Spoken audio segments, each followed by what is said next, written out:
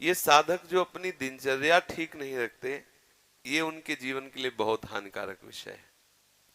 हमारे लिए जितना नाम जप आवश्यक है, उतना ही प्राणायाम आवश्यक है, उतना ही व्यायाम आवश्यक है, उतना ही टहलना आवश्यक है, उतना ही सोना आवश्यक है, उतना ही सात्विक आहार आवश्यक है। ये बिल्कुल ध्यान रखें। तेरे दिन देखते हैं ना, ये बीमारी वो बीमारी, ये परेशानी वो परेशानी। तो सबसे पहली बात है, हम जब कहते हैं तो कोई समझ नहीं रहा, ब्रह्मचर्य की रक्षा की जाए। ब्रह्मचर्य बहुत बड़ा अमृत तत्व है।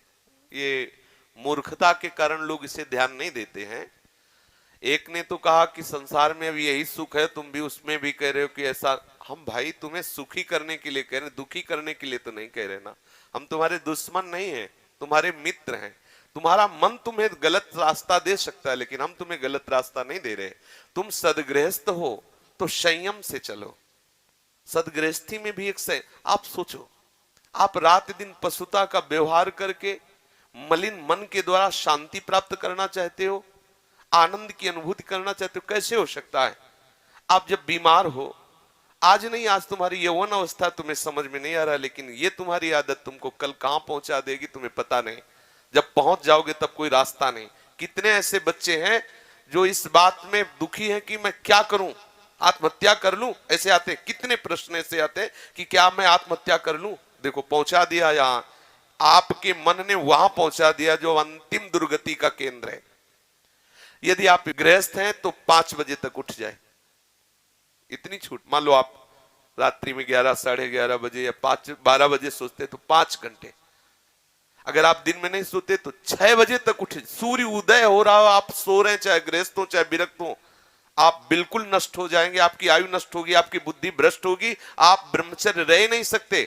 कह देते ब्रह्मचर्य की क्या जरूरत, क्या? आप सच्ची मानिए, आप 2 महीने ब्रह्मचर्य, अगर गृहस्थ है 2 महीने ब्रह्मचर्य रहिए, 2 महीने केवल, और फिर आप देखिए आपको कैसा लगता है। और उस ब्रह्मचर्य से युक्त होकर फिर संतान उत्पन्न क्रिया की, आप देखिए वो संतान कैसी तेजस्वी होगी। आप उसको समझिए। आप जिसे बिल्कुल साधारण बात समझ रहे हैं, आप समझ रहे हैं आपको छूट मिल गई विषय भोगों के लिए, नहीं, सावधान। कुछ दिनों बाद आप ऐसे ऐसे रोगों से ग्रसित हो जाएंगे कि आप चलने लायक नहीं होंगे। आप खुद देख लीजिएगा, कुछ दिन बाद ऐसी आपकी इंद्रियां हो जाएंगी कि साधारण बातों में आप ब्रह्मचर्य रहित हो जाएंगे, सोच में ब्रह्मचर्य रहित हो जाएंगे, साधारण घर्षण में आप ब्रह्मचर्य रहित हो जाएंगे। ऐसी स्थितियां आती हैं जिनमें मतलब कितनी दुर्दशा हो जाए, चाहे वो स्त्री शरीर हो चाहे पुरुष शरीर। ऐसा नहीं कि केवल ब्रह्मचर्य पुरुष शरीर के लिए, दोनों के लिए ब्रह्मचर्य है। अगर आप गलतियों से युक्त हो जाएंगे तो स्त्रियों में ऐसे रोग हो जाते हैं जिनके कारण उनको चलना फिरना मुश्किल हो जाता है, उनके शरीर की पूरी स्थिति बिगड़ जाती है। ब्रह्मचर्य दोनों के लिए आवश्यक है। कुछ लोग प्रश्न करते हैं कि गृहस्थ आश्रम में ब्रह्मचर्य का अस्तित्व नहीं। आप देख लो, अगर साल 2 साल में आंखों में कम ना दिखाई देने लगे तो बताना। अगर घुटने दर्द करें, कमर दर्द करे, चलने पर आपको चक्कर आने लगे, देखना, खुद देखना। एक शरीर है, उसकी एक नियत क्षमता है, आप उसके अनुसार चल। गृहस्थ का मतलब ऐसा थोड़ी कि तुम्हारे लाइसेंस मिल गया भोगों का कि तुम मनमानी गंदे आचरण करो और तुम स्वस्थ। शरीर है तुम्हारा, कोई सोने चांदी का थोड़ी बना है। सोने चांदी का भी घिसोगे तो पतला जाएगा, वहां नष्ट हो जाएगा। भाई किसी भी चीज को इसका एक संयम है। देखो हमने पढ़ा है, शास्त्रों में भी पढ़ा है, जब भगवान गरुण जी की उत्पत्ति करने का संकल्प हुआ ना कश्यप जी को, तो 10,000 वर्ष तक ब्रह्मचर्य रहे। और फिर जब माता विंता के गर्भ में आधान किया तो अरुण और गरुण जैसे महापुरुष पैदा हुए। अगर आप 5 वर्ष ब्रह्मचर्य रहे केवल इसलिए कि जो हमारी संतान हो वो बहुत देशभक्त, हरिभक्त, बलवान, विद्वान, ज्ञानवान हो, और आप नियम से दोनों भजन करो, और 5 वर्ष बाद गर्भाधान करके संतान उत्पत्ति के शास्त्र सिद्धांत अगर वो महापुरुष न पैदा हो तो बताना। अब ये खान पान ठीक नहीं, आचरण ठीक नहीं, पवित्र नहीं हो। एक किसान भी खेती को सुरक्षित और तैयार करता है तो उसमें अच्छी फसल होती है। तुमने ब्रह्मचर्य को जाना ही नहीं, इधर उधर से हर तरह से भ्रष्ट आचरण, अब वो संतान कैसे हुई? अब देखो हंसी मजाक की बात है, हम देखा गोदी में चश्मा लगा है, भगवान गोदी में है, शुगर है 500। अब बोलो इनको जवानी आएगी कभी? क्या हुआ? ये गलतियां हो गई, संयम बर्ताव नहीं किया गया, वीर में वो सामर्थ्य नहीं रही कि संतान को तेजस्वी ओजस्वी बना सके। अब इन बातों को कहा जाता है गुप्त रखो, गुप्त मरो। भाई आप जैसे कह रहे हैं सब कहने सुन, तो देख लो आगे तुम्हारे आ जाएगा। अगर उठने में तुम्हें तकलीफ ना होने लगे कहना, अगर बादाम ज्यादा खाओगे तो लीवर खराब हो जाएगा। देख कुछ दिन बाद देख लेना, ये जो लोग कहते हैं ना कि अरे बाबा लोग सब कहते हैं, देख लेना तुम्हारे पुरखा पानी पा जाएंगे। तुम तो हमारी आत्मा हो, इसलिए हम तुम्हें प्यार से समझाते हैं। जैसे हम कहते हैं तुम ब्रह्मचर्य रहो, हस्त मैथुन मत करो, गंदे आचरण मत करो, व्यभिचार मत करो। ये ब्याह की जो एक प्रक्रिया है आपको एक सीमित बांधने के लिए है कि आप भ्रष्ट आचरण न करें, आप धर्म से युक्त होकर भगवत मार्ग में चलें, आराधना करते हुए एक आराधक की तरह एक संयमित जीवन व्यतीत करें। लेकिन वो माना जाता है कि बाबा लोग हैं।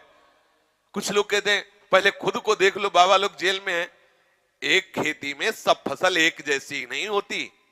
अगर कहा जाए कि सब दुकानदार बेईमानी होते हैं या सब खेती में एक ही जैसी फसल नहीं, कोई गन्ने की भी फसल, गन्ने में भी कई क्वालिटियां होती है, आलू की भी कई क्वालिटियां होती है, ऐसे अलग अलग वृत्ति है, अलग अलग भाव है।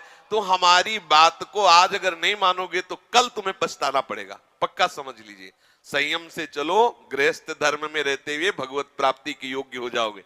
जब आपको ऐसा लगे आपके पास तो व्यवस्था है, लगा कि अब मैं नहीं रह सकता, तो भगवान ने आपको इसीलिए रास्ता दिया गृहस्थ का कि आप पति पत्नी मिलकर के काम पर विजय प्राप्त करें।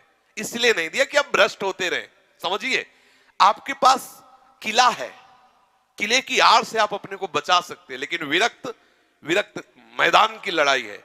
ये जो लोग कहते हैं ना कि गुप्त रूप से नहीं, भूल न दें कुमार, ऐसा नहीं होता। तुम भ्रष्ट आचरण वाले, तुम्हारे पास चश्मा ही नहीं जिसे जानते हो कि कैसे विरक्त रहते हैं। रात दिन चलते हुए सच्चिदानंद तत्व में स्थित रहते। तुम्हें क्या पता, तुम्हें लगता है बाबा लोग हराम की खाते मौज मस्ती से रहते, हमको उपदेश करते हैं। अगर हमारी तरह तुम बैठ जाओगे ना, जैसे हम तुम्हें कह दें कि ऐसे रहो, तुम्हारे होश उड़ जाएंगे। ऐसे तुम खिलवाड़ समझते हो क्या? मनीराम को पकड़ के ठीक प्रभु के चरणारविंद में लगाए रहना, तुम इसे खेल समझते हो क्या?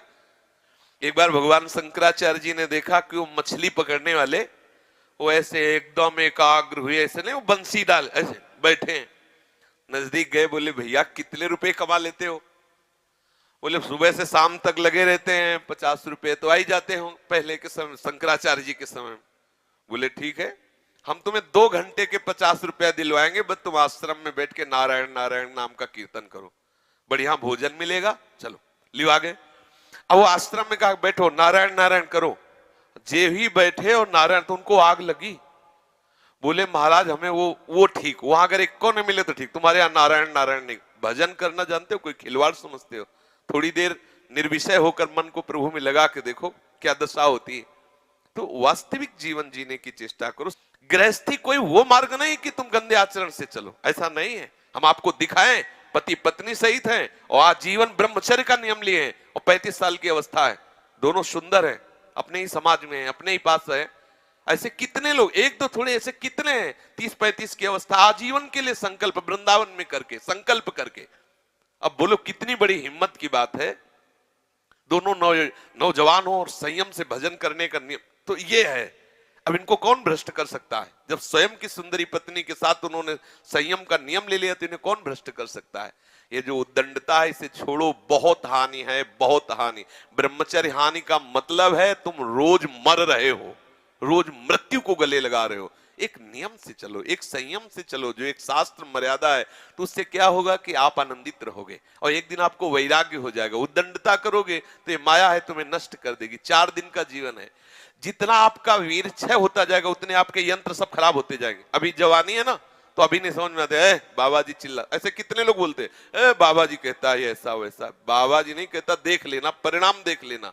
ये तुम्हारे जितने भी अंग हैं, जो प्रधान अंग हैं, इनको जब वो पहुंचेगा नहीं ना, तो ये सब देखो, गाड़ी में ना डालो पेट्रोल तो खराब हो जाएंगे। और इसके बाद आप अच्छे अच्छे पदार्थ पाओगे तो लीवर में उतनी सामर्थ्य नहीं रहेगी, वो पचाना बंद कर देगा, आपकी बहुत हानि हो जाएगी। संयम से चलोगे तो आनंदित रहोगे। संयम एक बहुत बड़ा पावर है। सोचो कितना आनंद है उसके रोकने में, जिसके निकालने में आप आनंद समझते हो। ये शास्त्र जो अनुभवी महापुरुषों ने किया है, लिखा है, तो उसको हमें अनुभव करने की जरूरत नहीं, अपने गुरुजनों की बात मान लेते हैं। देखो, एक होता क्रिया से अनुभव करना और एक होता ध्यानस्थ अनुभव करना। क्रिया में तो तुम चूक कर सकते हो क्योंकि बहिर्मुख हो, लेकिन ध्यानस्थ में बिल्कुल ठीक वही अनुभव होगा जो तुम्हारे मन में आ रहा है। जो तुम्हारा मन अनुभव कर रहा, ठीक ध्यान के द्वारा योगी वही बात अनुभव कर लेता है और वही बात लिख, जो संत जन लिखे हैं तो बोले ये मेरे अनुभव की बात, मेरे अनुभव को उन्होंने क्रिया नहीं की, उन्होंने क्रियात्मक मन को पकड़ा और उसका अनुभव करके वो लिख रहे हैं। हमें बात मान लेनी चाहिए। गृहस्थी में हो, कभी आवश्यक हुआ संतानोत्पत्ति के लिए काम क्रीड़ा करो, जो नियम है उसके अनुसार चलो, कोई रोक नहीं। हम सब ब्रह्म ऋषियों की संतान हैं। आप देखो आचार्य महापुरुषों की संतानें नहीं हुई क्या?